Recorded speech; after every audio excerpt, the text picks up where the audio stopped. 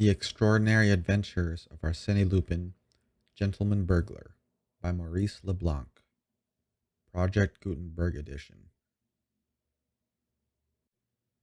Chapter 1: The Arrest of Arsène Lupin.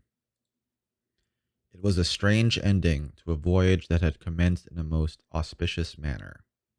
The transatlantic steamship La Provence was a swift and comfortable vessel under the command of a most affable man.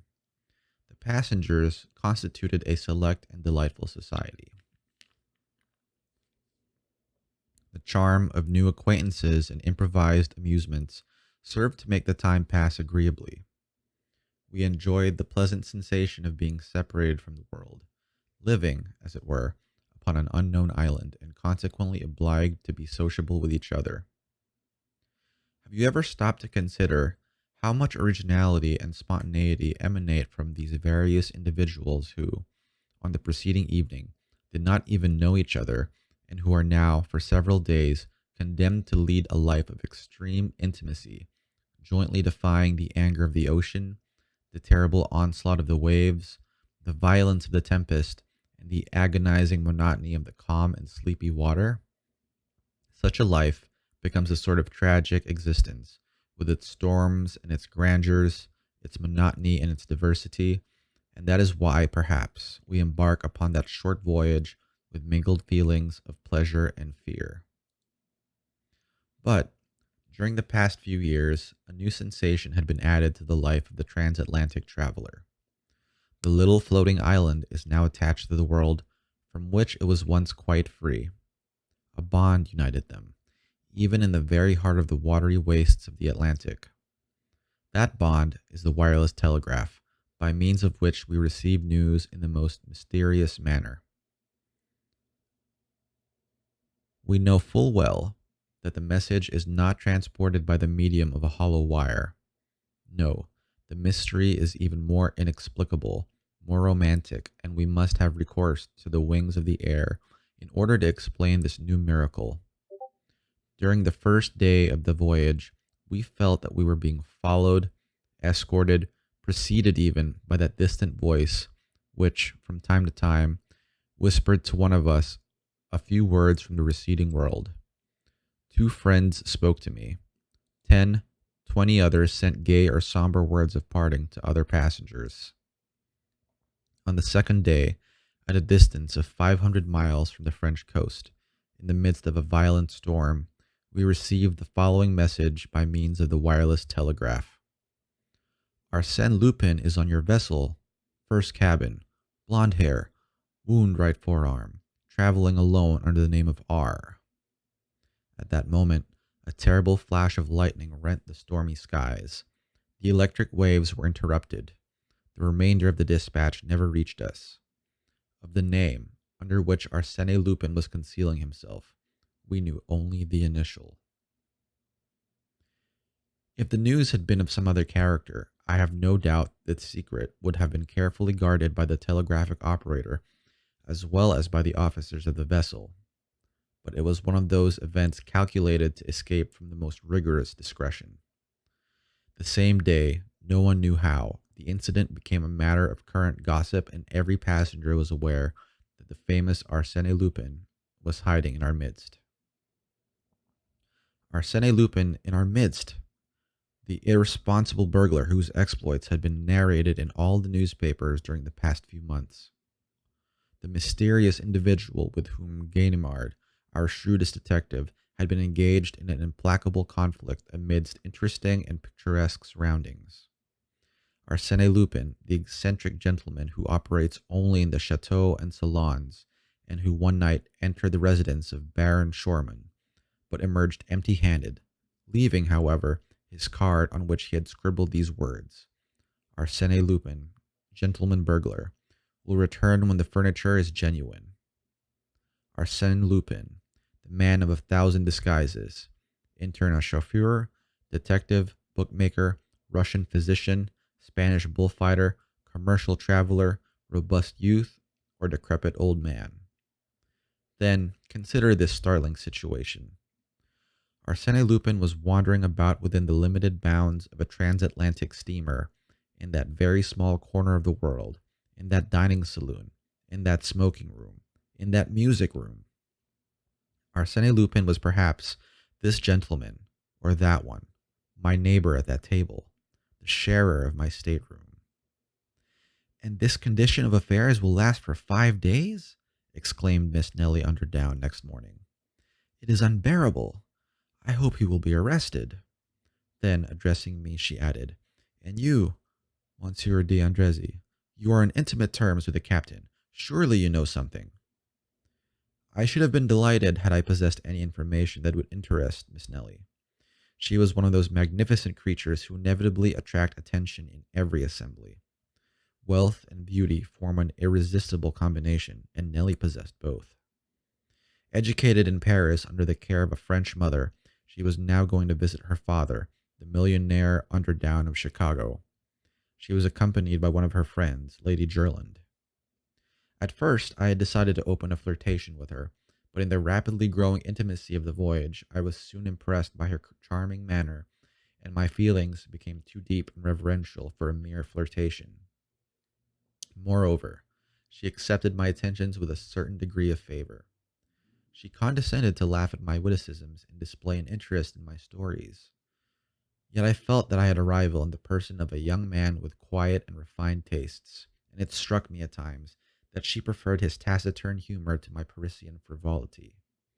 He formed one in the circle of admirers that surrounded Miss Nellie at the time she addressed to me the foregoing question. We were all comfortably settled in our deck chairs. The storm of the preceding evening had cleared the sky. The weather was now delightful. I have no definite knowledge, mademoiselle, I replied. But cannot we ourselves investigate the mystery quite as well as the detective Ganimard, the personal enemy of Arsène Lupin? Oh, you are progressing very fast, monsieur. Not at all, mademoiselle. In the first place, let me ask, do you find the problem a complicated one? Very complicated. Have you forgotten the key we hold for the solution to the problem? What key? In the first place, Lupin calls himself Monsieur R. Rather vague information, she replied. Secondly, he is traveling alone. Does that help you? She asked. Thirdly, he is blonde. Well, then we have only to peruse the passenger list and proceed by process of elimination.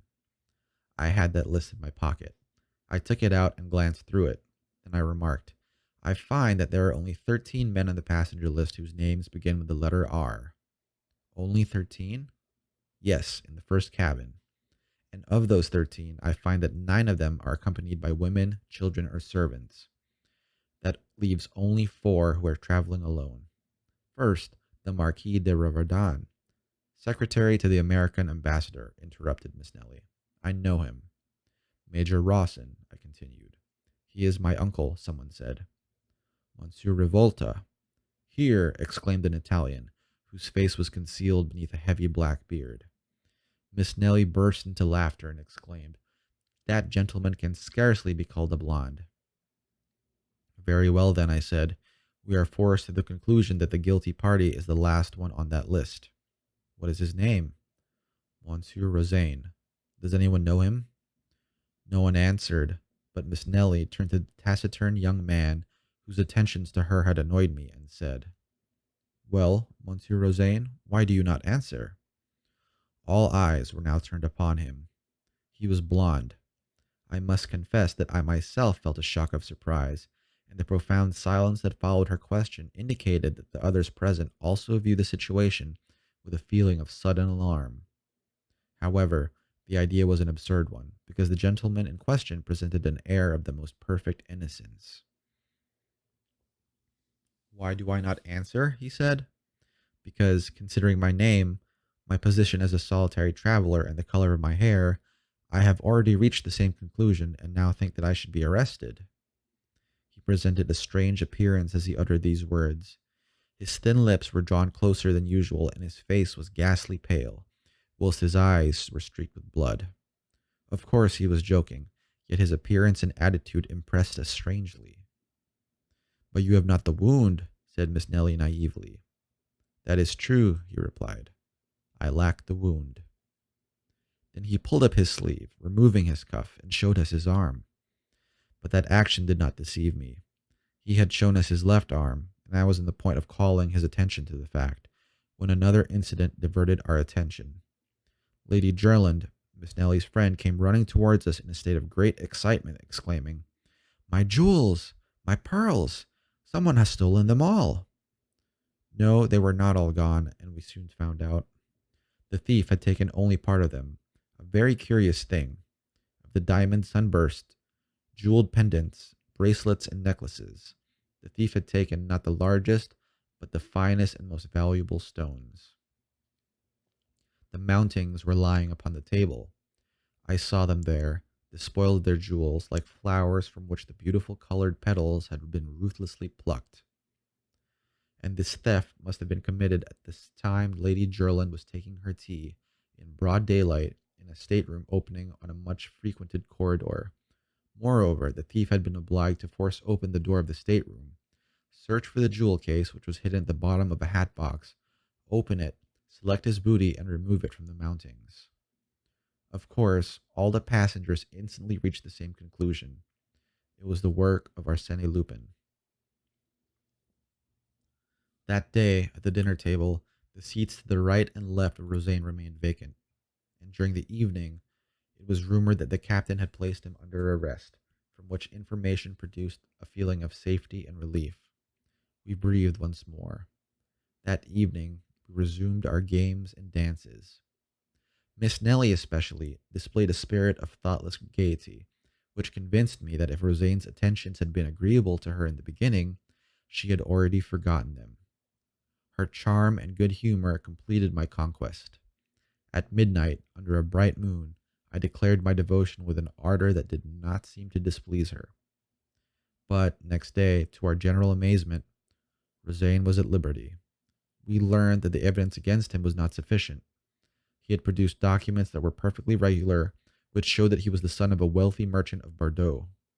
Besides, his arms did not bear the slightest trace of a wound. Documents! Certificates of birth! Exclaimed the enemies of Rosaine. Of course Arsène Lupin will furnish as many as you desire. And as to the wound, he never had it, or he has removed it. Then it was proven then, at the time of the theft, Rosaine was promenading on the deck. To which fact, his enemies replied that a man like Arsène Lupin could commit a crime without being actually present. And then, apart from all other circumstances, there remained one point which even the most skeptical could not answer. Who, except Rosaine, was traveling alone, was a blonde, and bore a name beginning with R? To whom did the telegram point, if it were not Rosaine? And when Rosaine, a few minutes before breakfast, came boldly toward our group, Miss Nellie and Lady Jerland arose and walked away. An hour later, a manuscript circular was passed from hand to hand amongst the sailors, the stewards, and the passengers of all classes. It announced that Monsieur Louis Rosaine offered a reward of 10,000 francs for the discovery of Arsène Lupin or other person in possession of the stolen jewels. And if no one assists me, I will unmask the scoundrel myself, declared Rosaine. Rosaine against Arsène Lupin, or rather, according to current opinion, Arsène Lupin himself against Arsène Lupin. The contest promised to be interesting. Nothing developed during the next 2 days. We saw Rosaine wandering about, day and night, searching, questioning, investigating. The captain also displayed commendable activity. He caused the vessel to be searched from stern to stern, ransacked every stateroom under the plausible theory that the jewels might be concealed anywhere except in the thief's own room. I suppose they will find out something soon, remarked Miss Nellie to me. He may be a wizard, but he cannot make diamonds and pearls become invisible. Certainly not, I replied. But he should examine the lining of our hats and vests and everything we carry with us. Then, exhibiting my Kodak, a 9x12 with which I had been photographing her in various poses, I added, in an apparatus no larger than that, a person could hide all of Lady Jerland's jewels. He could pretend to take pictures and no one would suspect the game.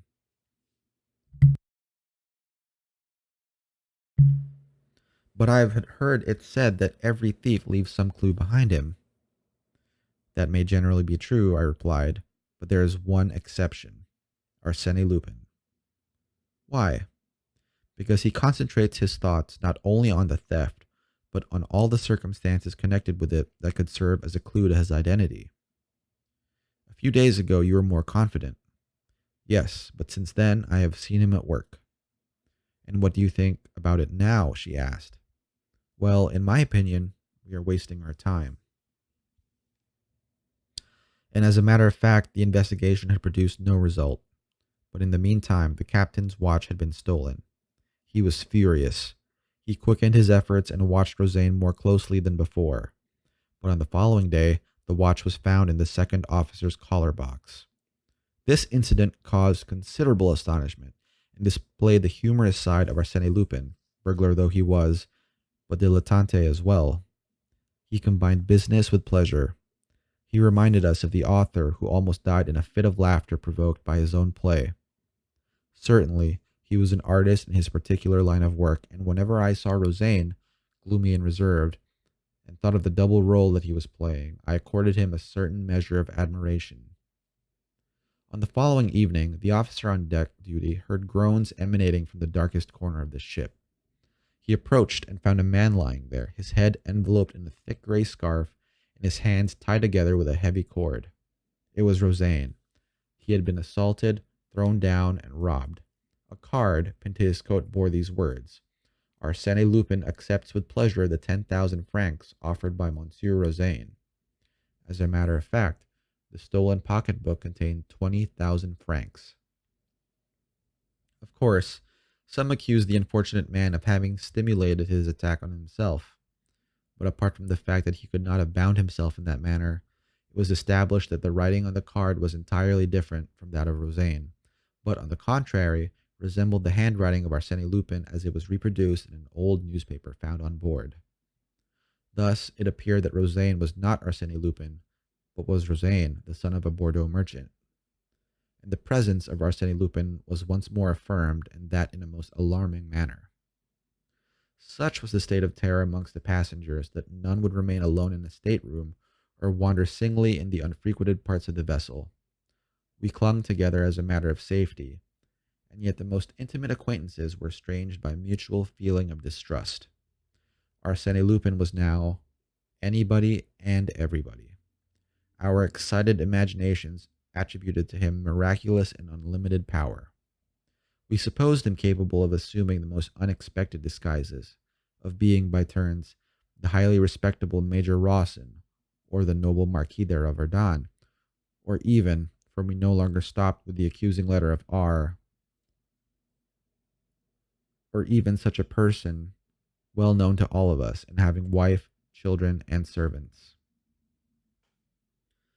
The first wireless dispatches from America brought no news, at least the captain did not communicate any to us. The silence was not reassuring. Our last day in the steamer seemed interminable. We lived in a constant fear of some disaster.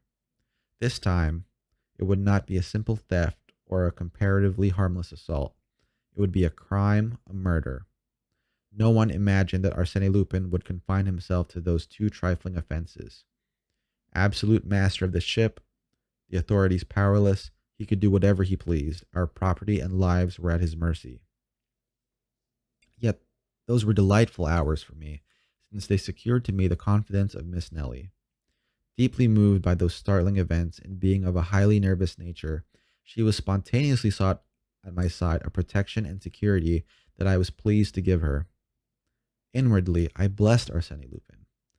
Had he not been the means of bringing me and Miss Nellie closer to each other? Thanks to him, I could now indulge in delicious dreams of love and happiness. Dreams that I felt were not unwelcome to Miss Nellie. Her smiling eyes authorized me to make them. The softness of her voice bade me hope.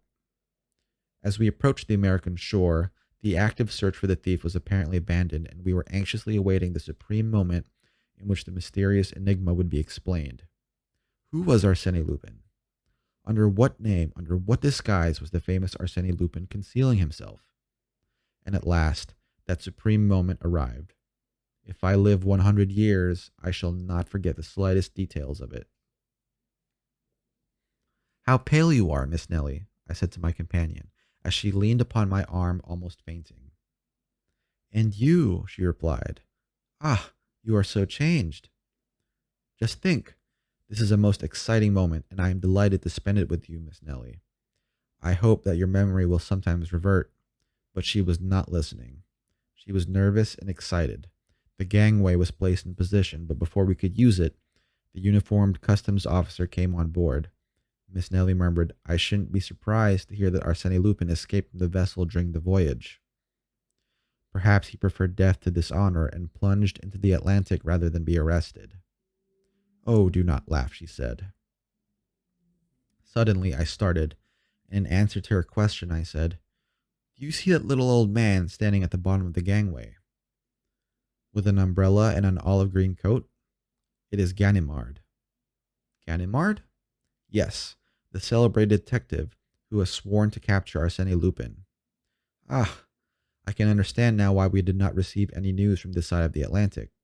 Ganimard was here, and he always keeps his business secret. Then you think he will arrest Arsène Lupin? Who can tell? The unexpected always happens when Arsène Lupin is concerned in the affair. Oh, she exclaimed with that morbid curiosity peculiar to women. I should like to see him arrested. You will have to be patient. No doubt Arsène Lupin has already seen his enemy and will not be in a hurry to leave the steamer. The passengers were now leaving the steamer. Leaning on his umbrella with an air of careless indifference, Ganimard appeared to be paying no attention to the crowd that was hurrying down the gangway. The Marquis de Raverdan, Major Rawson, the Italian Revolta, and many others had already left the vessel before Rosaine appeared. Poor Rosaine! Perhaps it is he after all, said Miss Nellie to me. What do you think? I think it would be very interesting to have Ganimard and Rosaine in the same picture. You take the camera. I am loaded down. I gave her the camera, but too late for her to use it. Rosaine was already passing the detective. An American officer, standing behind Ganimard, leaned forward and whispered in his ear. The French detective shrugged his shoulders, and Rosaine passed on. Then, my God, who was Arsène Lupin? Yes, said Miss Nellie aloud. Who can it be? Not more than 20 people now remained on board. She scrutinized them one by one, fearful that Arsène Lupin was not amongst them. We cannot wait much longer, I said to her.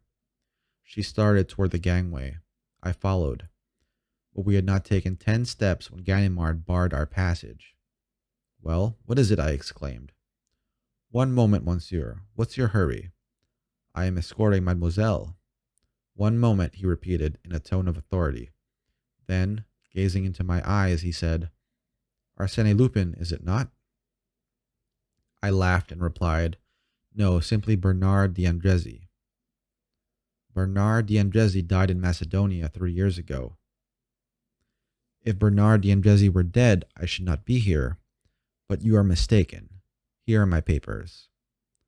They are his, and I can tell exactly how they came into your possession. You are a fool, I exclaimed. Arsène Lupin sailed under the name of R. Yes, another of your tricks, a false scent that deceived them at Havre. You play a good game, my boy, but this time luck is against you. I hesitated a moment. Then he hit me a sharp blow on the right arm, which caused me to utter a cry of pain. He had struck the wound, yet unhealed, referred to in the telegram. I was obliged to surrender.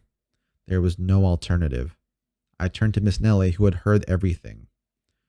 Our eyes met, and she glanced at the kodak I had placed into her hands and made a gesture that conveyed to me the impression that she understood everything. Yes, there, between the narrow folds of black leather, in the hollow center of the small object that I had taken the precaution to place in her hands before Ganimard arrested me, it was there I had deposited Rosaine's 20,000 francs and Lady Jerland's pearls and diamonds.